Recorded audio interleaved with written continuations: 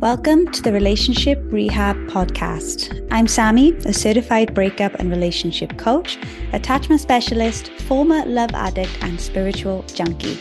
This podcast is for you, the hopeless romantic who loves to love, and a safe space for us to explore and heal our attachment trauma, broken hearts, and love addictions.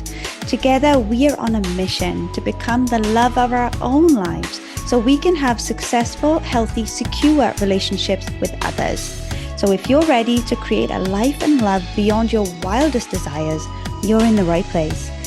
Your journey towards becoming more secure in love and life starts now. Hello, my secure lovers, and welcome back into the Relationship Rehab. Today, I have an episode for those gorgeous, beautiful, stunning, high-achieving, ambitious, accomplished women out there who typically feel anxious only in their relationships and not so much in other areas of their life. And they're absolutely baffled as to why this is. So in this episode, I'm going to go through some of the reasons why high achieving women may struggle with feeling anxious and having an anxious attachment style when they're dating and in relationships, and why they may be struggling to even get a man as well when they are in this space. So this is going to be a good one. I hope that you have your tea or coffee or glass of wine or drink of your choice ready to go on this journey with me as we explore why this is, because I have been in that space myself where I was absolutely confused how I could be so accomplished in my professional life and have a great social circle and feel so confident in myself and outgoing and calm. But then as soon as I start dating, I just became an anxious mess on the floor and my confidence just was nowhere to be seen. And I'm hearing this a lot as well from beautiful women in my audience, in my social media groups as well, where they say, Sammy, like, I don't get it. I have an accomplished business. I have a master's degree. I have a great circle of friends. I have amazing family. I, have hobbies. I'm talented. I'm this, I'm that. I'm freaking catch. And my darling, you absolutely are. You are a catch. But when I am dating or even in a relationship, I just don't recognize myself. I don't know who I become. I become this anxious little girl who is so afraid of not hearing back from them and so afraid of being rejected. And they're like, it just doesn't make sense. I know on a logic reason I'm going to be absolutely fine, but for some reason my subconscious is not getting it. And this can be really confusing and unsettling for us when we do pride ourselves on the way that we typically are when we're single. So sometimes we can go down that route of, well, am I just better off being single then? Am I going to have to choose between being single and accomplished in my career or date and have a relationship because it just sucks so much of my energy? And I'm here to tell you that it is absolutely possible to have both. You do not need to choose between the two, because this is what typically happens. I see it all the time. When we get to dating, it's like we just can't focus on anything else. Everything that we wanted to do and achieve in our business or our career is just kind of taking a bit of a back burner. And this happened in my life as well, where I was so set on, building up my freelancing business when I used to be a content writer and work in marketing.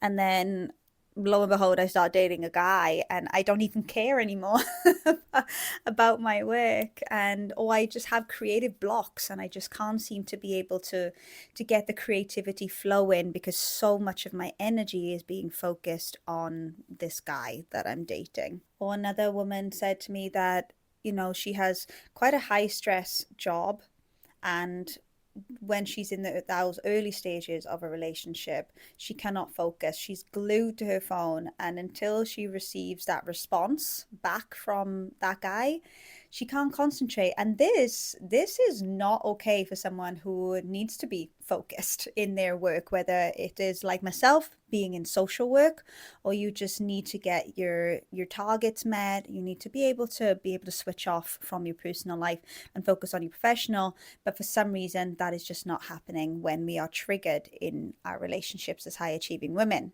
And this also has a bit of a ripple effect with our friends as well. When we are dating, we try our best to be as present as possible when we go out with our friends. We want to keep the plans with our friends, but our mind, subconscious mind, is always on that guy or gal that we're dating and wondering what they are doing, or even like wishing that we were with them instead and not out with our friend. We would rather be curled up on the sofa with them watching a movie. And we value our friends. We want to be able to sustain our friendships.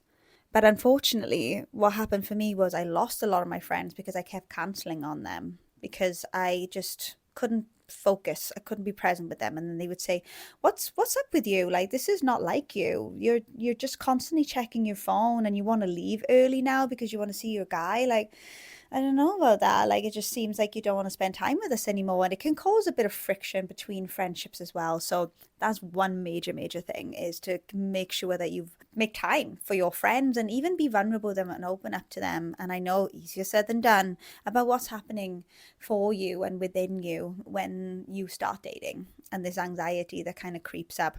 But that's the thing about us high achieving women. We don't want people to know about this side of us. So we try to hide this side of us and we wrap it up in shame as well. We shame ourselves for feeling so anxious. And it's like, what's wrong with you? Don't be so stupid. God, you can't even wait a few hours for a response. This is ridiculous. You are a powerful woman. You are confident. You're a goddess. And we try to amplify ourselves up in this way and hype ourselves up. But actually what we're doing is we're shaming that little girl that is so afraid of abandonment and of being alone. And we shame her and we tell her it's not okay to feel this way. Like, we have worked too hard to be where we're at and we will not allow ourselves to sabotage in this way. So I want to invite you, as you're listening to this episode, to really kind of lift that shame. See if you can lift that shame and be with that inner child who's really afraid of being abandoned and rejected.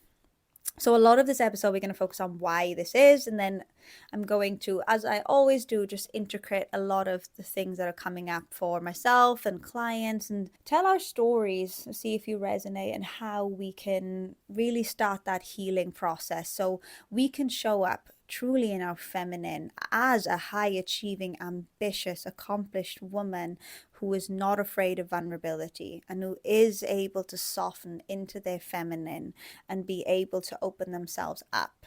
Because another thing that I see a lot with high achieving, anxiously attached women is they try to overcompensate when they're dating. They want to be able to portray this version of themselves as an independent woman. And you are, but there's like this hyper independence that starts to creep in. Seen it in myself as well. And again, it comes from this space of shame. We don't want people to see this part of us, so we're going to overcompensate. We are going to make sure that everybody knows that I am an independent woman. I make my own money. I've got my business. I don't need a man. I can do everything for myself. And we want to boast about our accomplishments. And because we're afraid of being judged, if we are being seen as too much or too anxious, we're already judging ourselves enough. We don't need it from other people. So we overcompensate in this way. And this can come up in a very masculine, energetic way as well, where we may be boasting subconsciously to be able to be like, I am a catch. Look at what I've achieved already. And I'm not saying we shouldn't now not blow our own trumpets. Absolutely, we need to blow our own trumpets, but in a way that is coming from a space of wanting to be seen and celebrated rather than an energy of, I am independent. I can take care of myself. I don't need you kind of energy. So it's very important to just check in with yourself and where the energy is coming from when we are talking about our accomplishments. So as I've said in previous episodes, when it comes to attachment styles, it is not picky.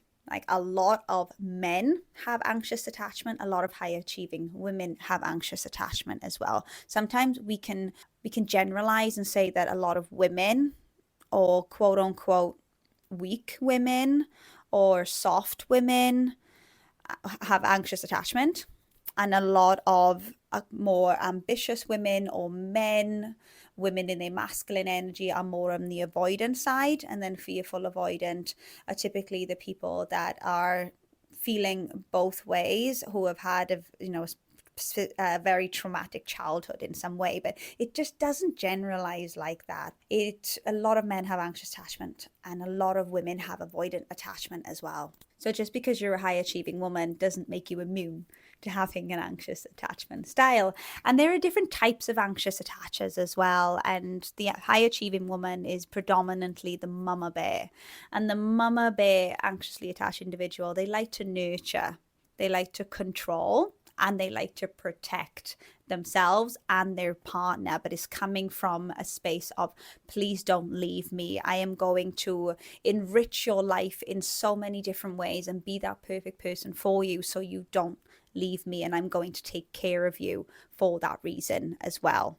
So this typically results in us going for mama boys, or more men on the feminine side who likes to be nurtured and taken care of. And there's nothing wrong with that at all.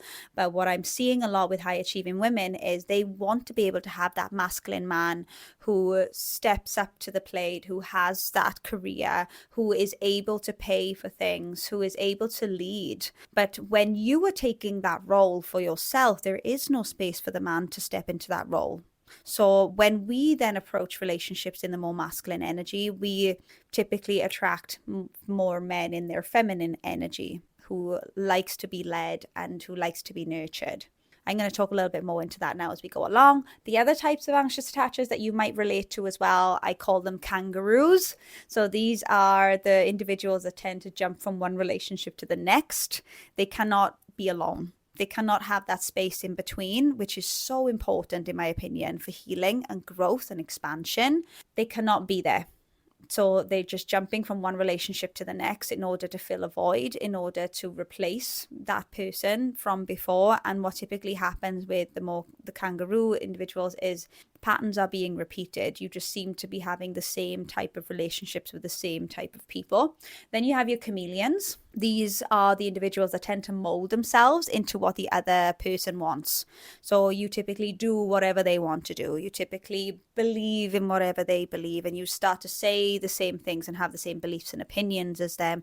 You almost become enmeshed into them as an individual.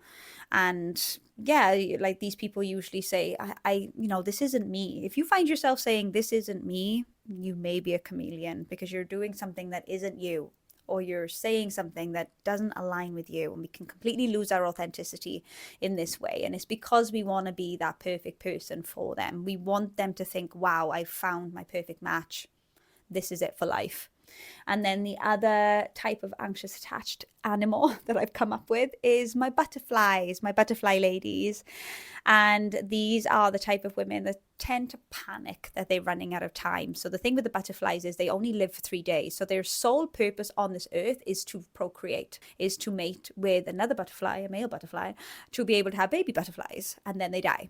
So I call them butterflies because we feel like we only have so much time to find that mate and to procreate or to build a life with them, and we're running out of time. There's like this anxious, rushed energy about it as well. So you might see yourself in all, if not one or two of these categories. But if you are high achieving ambitious, then you may resonate more with the mama bear. And the high achieving anxiously attached individual, I'm going to go through some things here. So what I've come to find in my research, in my work, in myself, in my clients, is the more high achieving, anxiously attached women are likely to be the oldest child. I am the oldest child myself as well. So we take on that role of responsibility. We mature earlier than we need to, because maybe we need to take care of siblings, or we have been placed in a role that you're the oldest, you should know better, you need to lead. So this is a beautiful way of us starting to develop those traits of high achievement and ambition as well, because we are the oldest. But we also we take on that caretaker role as well of nurturing and protecting our younger siblings. we've had to some way have become the responsible one, the strong one, the carer. So when did social work, you see a lot of young carers very much in this role where they had to grow up too early and now they're caring for their parents. Or maybe you grew up with unwell parents and you've had to care for them in some way. So you have developed that masculine energy of caring and nurturing. But also, when our parents are unwell, they are not as emotionally available or even physically available if they're in and out of hospital for us as children. So we then adapt to that environment and we start to meet our own needs. Again, this could either go down the anxious route or the avoidant, where the avoidant will start to think, well, my parents are not around. I need to take care of myself. I can only rely on myself. But the more anxiously attached individual may think, my parents are not around and I need to cling to them when they are, and I need to get as much love as I can from them. But also enmeshing with the carer role as well, we're starting to develop that high achieving anxious attachment. Or you've had to be the strong one. Maybe you've been praised on being strong. Maybe something has happened in your family where your parents were not available to meet your needs. So you had to be the rock of the family in some way while your parents grieved the loss of a child or the loss of a parent for themselves. You've had to be the strong one. But like I said, in the mix, that anxious attachment is starting to form as well. You were overly punished in some way. So this is what we typically see in society when we look at high achievers, is they have been overly punished or have had very high expectations placed on them by their family or society. So they always feel like they need to achieve, and that is the only way that they are going to receive love, attention, and praise is through this way. So we are then starting to develop those traits. We had a masculine or disciplinarian mother. So I see this with myself. The roles are typically reversed for my mum and dad, where my dad is the more sensitive, emotional parent and my mother was the more disciplinarian parent. So she was the one that led the family. She led with the masculine energy in the family household. And I have somewhat developed those traits within myself as a high achieving woman. But also when we have that type of mother wound where our mother was not the typical nurturing type and she would withdraw her love as a form of punishment, then my anxious attachment was starting to form where I really lent in and needed her love. I wanted her love. But this was the dynamic that was playing out. We had an unstable upbringing in some way where we felt out of control. I see this a lot with clients who move around. They move around often when they are children, or for some reason the household was not safe in some way. Maybe there was some emotional neglect and abuse happening. Maybe you had alcoholic parents and you didn't know what to expect from one day to the next. And so your environment felt unsafe in some way as for you as a child. Maybe if you're moving around a lot, logically as an adult, you may think, well, that wasn't unsafe. But as a child, you may have felt unsafe. So then when we talk about the need for control, when we feel so out of control as children, we start to develop that coping mechanism of, as long as I feel like I'm in control, I'm safe. And then we start to take that into our lives and our relationships, where we try to control a lot of what is happening around us, whether that is our partner, whether that is the dating situation that we're in, and our career, right? We can go out there and we can achieve all that we can achieve as individuals with our career, with our lives, with our fitness. But then when it comes to relationships, there's someone else involved. So that can cause us to feel out of control, triggering that anxious attachment system within. Another interesting thing I observed about high achieving women with an anxious attachment is that they have this subconscious fear of poverty. Maybe they grew up in poverty in some way. I'm talking from personal experience here, where we didn't grow up with much. And we grew up in an environment where we felt a little bit on the outside, and we kind of developed this fear that we didn't want to continue this life in some way, whatever that life looked like in childhood. So therefore we created a desire to change our life. We wanted out. We wanted to get out of the environment we're in. We wanted to get out of the family that we're in. We want to become our own person in a different way. We want to achieve things that our family would never dream of achieving. We want that extraordinary life. So therefore that pushes us then to become that high achieving individual. And like I said, all these things are starting to develop the high achieving traits within us as women. But when you mix that in with the anxious attachment that's being formed as a child, at the same time as you going out there and achieving and accomplishing and being ambitious and independent, there is this part of you that feels incomplete without love in your life, without that relationship. There is that subconscious fear of being afraid of dying or being alone in some way. And you have so much love to give. You pouring so much into this world. You have big dreams. You have a big mission. You want to make an impact. You care so much for people and for the world that you have so much to give. You just don't know how to give it to yourself. And when you're in relationships as well, you just want to pour into these people. And when we're typically going for avoidance, that can feel like a lot for them to hold. You have this desire to be loved, to be chosen, to be adored, because maybe you didn't get that in childhood in some way. You had to be that person for yourself, but you have this desire for someone to just see you in this way. But it can be hard when you don't see yourself in that way as well. Maybe you have the belief that you have to work hard for love, like I was mentioning, right? When we have a parent that withdraws affection and love as punishment, we then develop a belief that love is hard. We have to work hard for love. We have to continue to lean in and cling and exert all our energy in order to receive those breadcrumbs of love. We may have a lack mentality around relationships, that they're very hard to come by. Like, it's really rare that I meet someone who I vibe with, who vibes with me, and I need to hold on to this now because I doubt that I'll be able to find this anywhere else. And to be honest, I don't even have the time. I'm a busy girl. I don't even have the time to get back on the dating apps and to find someone else. I just really want to make it work with this person, even if we know deep down that they're not the right choice for us. And then it also feels unsafe when there's distance, right? A massive thing with us anxiously attached beauties. We feel unsafe and anxious when that person starts to pull away or takes their time in responding to a text message. And that's when we can lose our focus and lose ourselves in relationship. And the ripple effect that can come from that I'm seeing and observing in clients is, like I said, not even dating. I would rather be single. Therefore, I know I'm going to be okay and I can be calm and confident and be myself. There's no risk of losing myself. So they feel like they have to choose. Or coupled with bad experiences from the past as well, whether we're in emotionally abusive relationships, we may feel ourselves going more into the avoidant. So not, well, one, completely avoiding dating and relationships altogether, but becoming an avoidant in dating. And again, this could be like this hyper masculinity, independence as well. I don't need a man.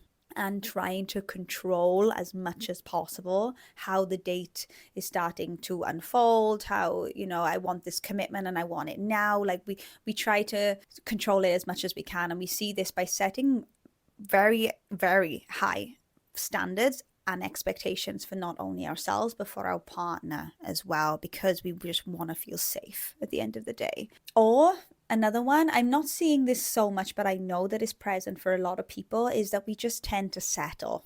We just settle with someone that we know isn't going to trigger us in some way, is going to completely adore us, but there's zero chemistry. There's zero chemistry, but I would rather settle with this person. I'm not going to be alone, but we know that they're still not the right person. They're a nice person, but they're not the right person.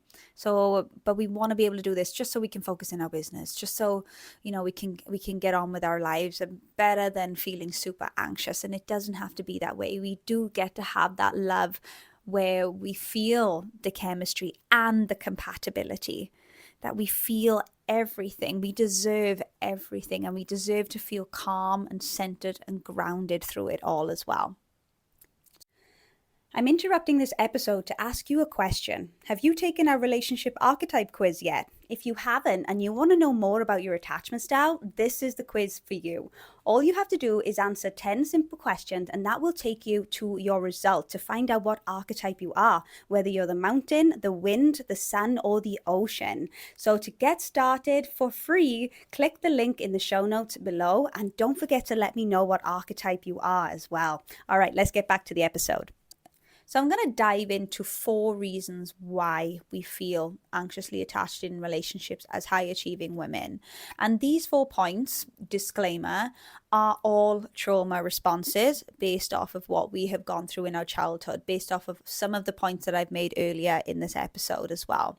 So the first one is that we have this perfectionism about us.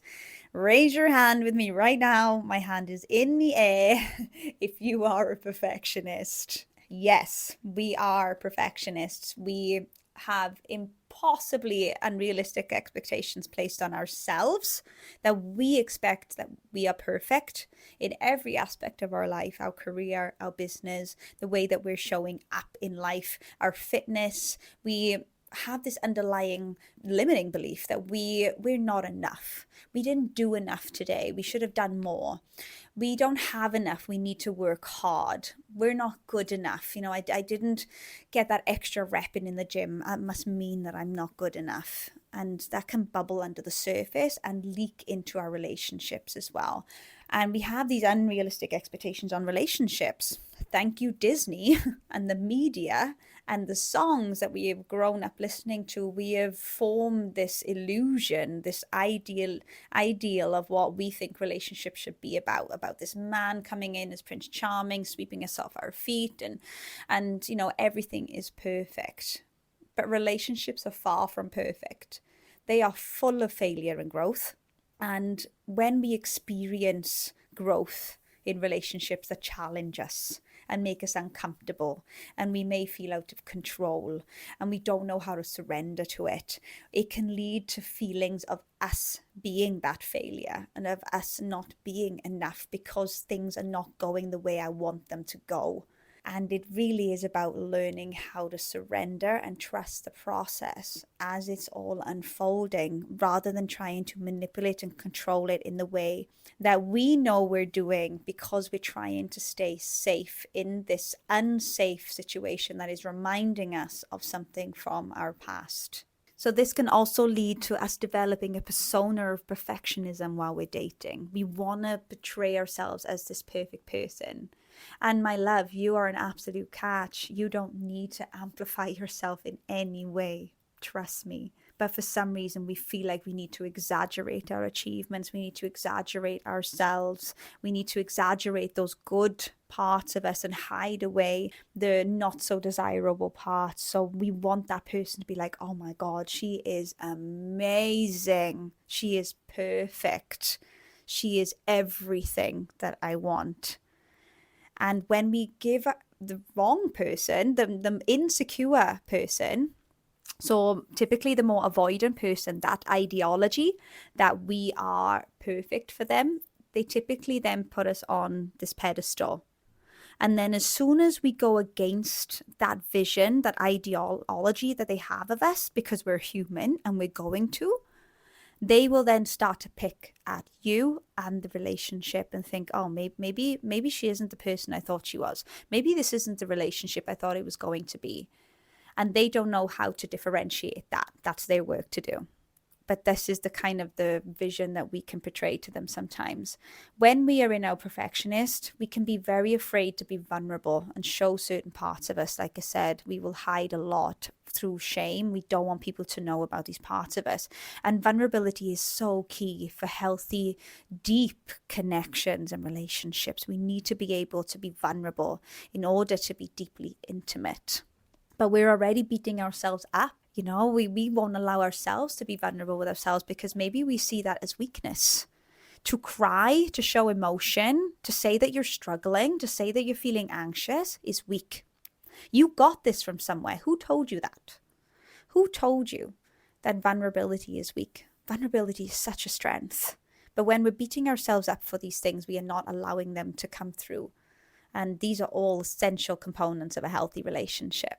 And we, again, like I said before, we have these unrealistic expectations on our partner as well. Like if our partner is not able to be that person that we are now formulating in our mind of what they could be, right? Fantasizing about the potential, and when they don't meet that standard, when they don't meet the expectations that we're placing on them, we then start to feel disappointed and start to question whether this is, the relationship for us, whether this is the person for us. And we may then start to feel a bit triggered, out of control. We might start arguments, start getting picky at, the things that they're doing. Yes, I wanted you to meet my need for assurance, but that's not acceptable. We might have an idea of what if it looks like to be reassured in a relationship, or be shown affection, but instead of being present with what they are showing us, what they are willing to be able to give us, instead of receiving that, we're like, that's not good enough. I want it to be like this. So again, that perfectionist control starts to come in. And the danger of perfectionism with ourselves, we're so hard on ourselves, and we have these crazy expectations and standards placed upon ourselves, and beating ourselves up with that stick when we don't meet them, and they then get transferred onto the partner or the person that we're dating. And then when they don't meet those expectations, we may do the same to them or be passive aggressive in some way. And we have this saying that we sometimes say is, oh, well, I do this, therefore I expect them to. So like say, I respond immediately to all my texts, so I expect them to. Why don't they? If I can do it, why can't they? And we're holding them to those same expectations we place on ourselves. But the reality is we're all different individuals with different needs, and we need to be able to make space and room for that. So I want to end this point with a quote from Gabor Mate. He is one of my idols when it comes to healing attachment trauma. And he says that perfectionism, it stems from inner shame, right? We've talked about this, especially in the aftermath of childhood trauma. So he says in his book, driven by a deep-seated belief of unworthiness or inadequacy, individuals strive for perfectionism as a way to counteract or conceal their perceived flaws and vulnerabilities. This relentless pursuit of flawlessness becomes a coping mechanism to manage feelings of shame and self-doubt as individuals seek external validation and acceptance to quell their inner turmoil. Whoo, okay, Gabor Mate. He goes on to say, however, perfectionism ultimately perpetuates a cycle of self-criticism and anxiety, reinforcing the underlying shame that we hold and preventing authentic self-acceptance and authentic relationships. So recognizing this perfectionism within us is a response to the shame that we hold. And it's so important that we start to eliminate that if we are going to step into having a healthy, secure relationship. All right, my second point is, we overthink. We are overthinkers. We've had to be. We overanalyze everything when we are starting a business, when we are climbing the career ladder, when we are on a fitness journey. We're always thinking about the small details. It serves us in this way to overanalyze everything and to nitpick and to be a bit more on the perfectionist side.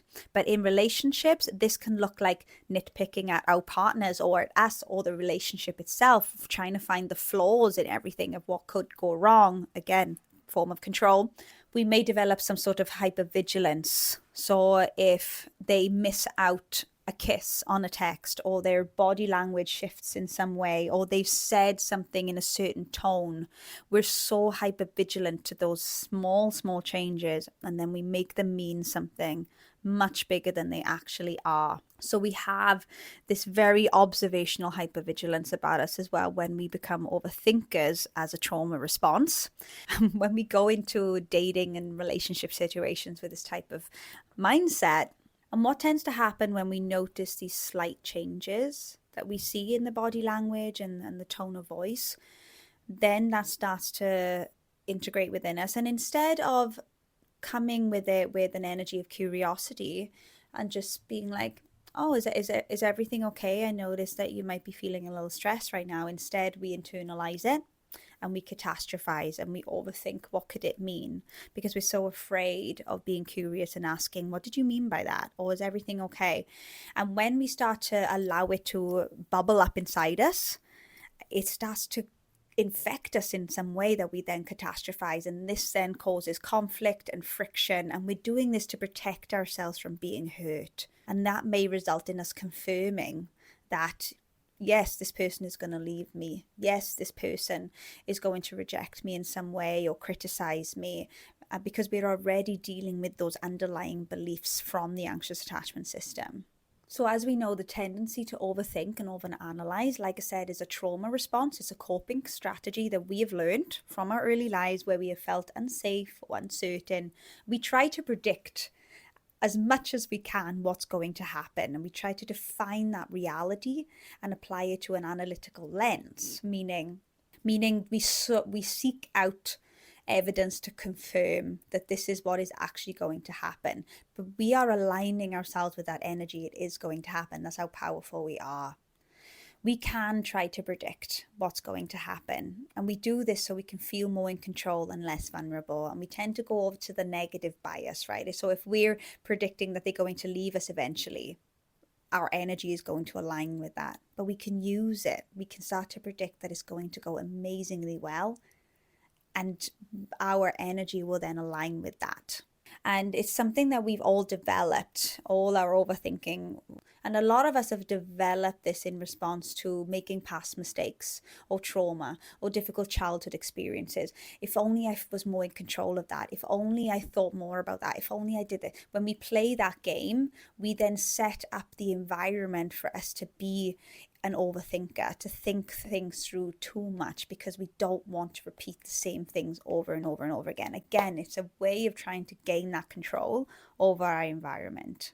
And as a result, when we are this way in our relationships, our partners may feel like they are being controlled, like we're trying to control them in some way or manipulate them in some way. We're not giving them space to breathe, to be themselves, to be their individuals, to make mistakes, to be human. You're not giving yourself that grace. So maybe our partner is also feeling that energy as well.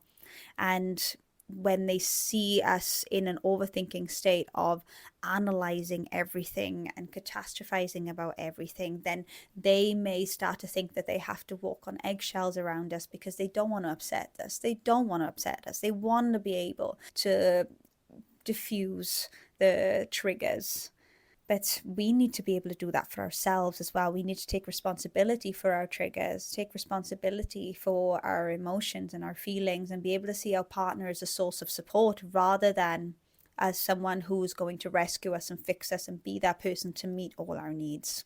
So the third one is, I've already talked a lot about this one, so we're not going to spend too much time here, is that need for control. Micromanaging the relationship and our partner because we want things to go a certain way. And like I said, it does lead to our partner feeling suffocated and can eventually push them away.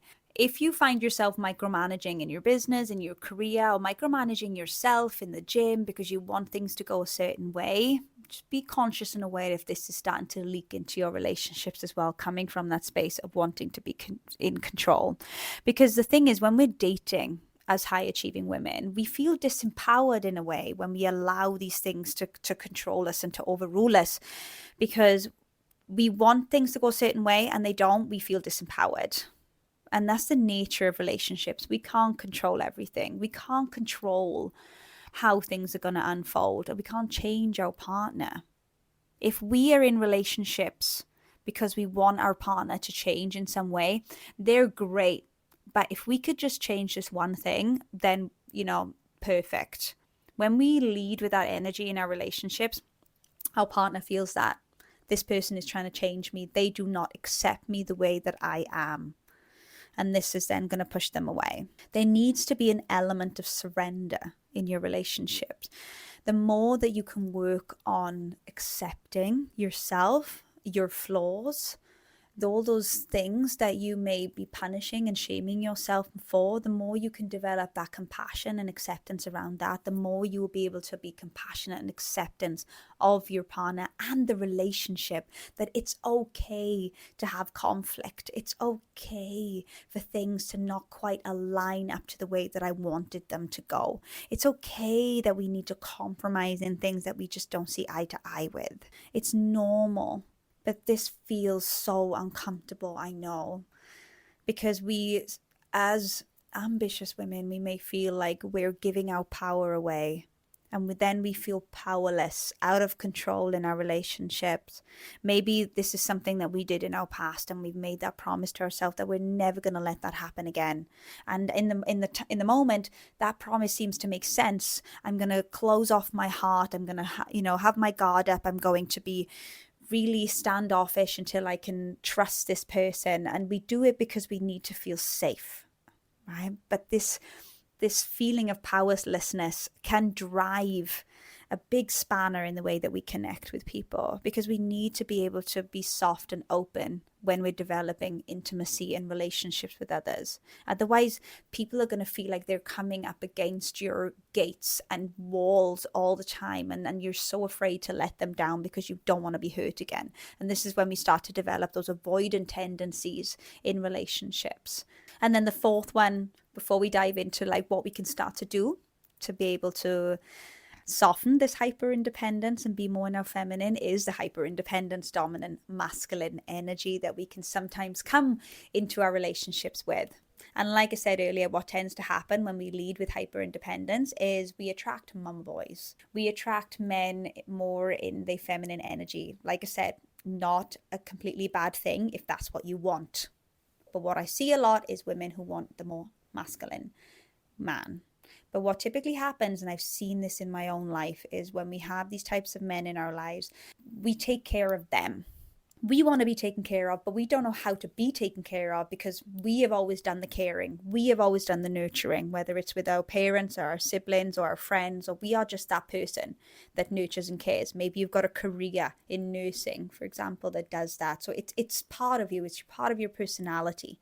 So we take the lead on that in our relationship. So we attract a man who is very happy to be in all that energy, and we're very happy to give it to them. But then we can get resentful when we don't get it back. But we can't expect them to be in that role when we're taking up that space. We're taking care of them. We're having these people pleasing behaviors in our relationship. And we may like it at first. We may like to be, take care of our man and treat our man and be that person. But maybe it's coming with that energy, like I said, that they're not going to leave us because we are contributing so much to their lives. They have to stay with us. Another thing that I have seen in my own life is emasculation. Emasculation means emasculating our partner. So in layman's terms, this could be like removing their masculine energy and taking it upon us ourselves. The way that I started to identify in myself, when my partner pointed it out, was when we were traveling and I was holding the passport. I had booked all the accommodation. I had made all the arrangements, and we were in the airport and I was holding our passports, and he said, "Can I have my passport and ticket?" And I said, "No." I said, "No, I got them." I wanted to be in control. I wanted to step into that energy of I'm leading us. I didn't allow him to lead us in any way. And he's like, "Hey, I want my own passport. Please give me my passport." So I was like, "Oh, okay, all right, if you're going to cause a fuss about it." And then he's like, "Look, do you realize how this makes me feel? That you're just taking charge of everything. You're not allowing me to take care of you, and you're not allowing me to take charge of some of the arrangements for our travel." And do you know what my first thought was? If I left it up to you, if I left it up to you, we would be on the wrong flight. We'd be in a dirty hotel. We would be doing something that is not fun. I didn't trust him to make the appropriate arrangements for our holiday. It didn't give him the space to lead me. I emasculated him. So if you find yourself in relationships saying things like, "Oh, I'll do it. Oh, it's better for me to do it. Oh, if I left it up to him, we wouldn't even be going." Like, "I was better, I'm better off doing it for myself." Again, this is a little avoidant tendency, but we can feel it as well as anxiously attached individuals because, again, we just want to be in control. We want to step into that role. So we have more control over the relationship. We know where we stand in the relationship, and we know where they are as well. We know our roles. We feel safe in that way. And it's scary to let go of that control and allow them to step into that role and for us to be taken care of. It doesn't feel familiar because you've always taken care of others. And it feels uncomfortable to receive from others as well. But again, because it doesn't feel familiar. This I don't need a man movement. Thank you, Pussycat Dolls, right? When they released that man, I don't need a man. And all the women jumped on it. I get it. I get it, right? We don't need men in today's society. We can lead beautiful lives for ourselves as women, completely, on our own. Beautiful. But at the end of the day, we want a relationship. Otherwise, you would not be here listening to this episode. You want to be able to invite more love into your life. You want to do life with a partner. We are built for connection. We are not meant to be hyper independent in this society, but that's the way it's going. And with that comes an epidemic of loneliness, like complete disconnection from each other, separation, individualism. Don't get me started. I'm on my soapbox now. But that's the way we're going in our society if we're not careful. And when we have these types of independent women movements of I don't need a man, I'm an independent woman, we are pushing men away. We are repelling them with this energy. And we are starting to develop this shield around us, this protective mechanism, keeping them at arm's length because we do not want to be hurt. We're so afraid of letting them in because we have been so hurt by men in the past. We cannot be vulnerable. We need to build a hard shell around us where they can't penetrate it and they can't hurt us. And that is our invitation to really heal those things that have hurt us in the past. Because inside is a very frightened little girl who just wants to be loved and held and adored and chosen. But she has been hurt in the past, and it is our responsibility to be with her, to process those emotions, to not internalize, but to integrate our experiences so we can transform our pain into our power. We can remove the mask. We can take off the armor, and we can be in our feminine energy of being open and soft, but also in our power. We know our worth. And we have our own back, being in this energy of if you decide, if you make that decision to hurt me in some way, I know that I have my own back through this experience and I'm going to be okay. This is going to make me grow stronger, more resilient, more powerful. Oof. So those are some of the ways that we hold ourselves back as ambitious women with an anxious attachment in our relationships.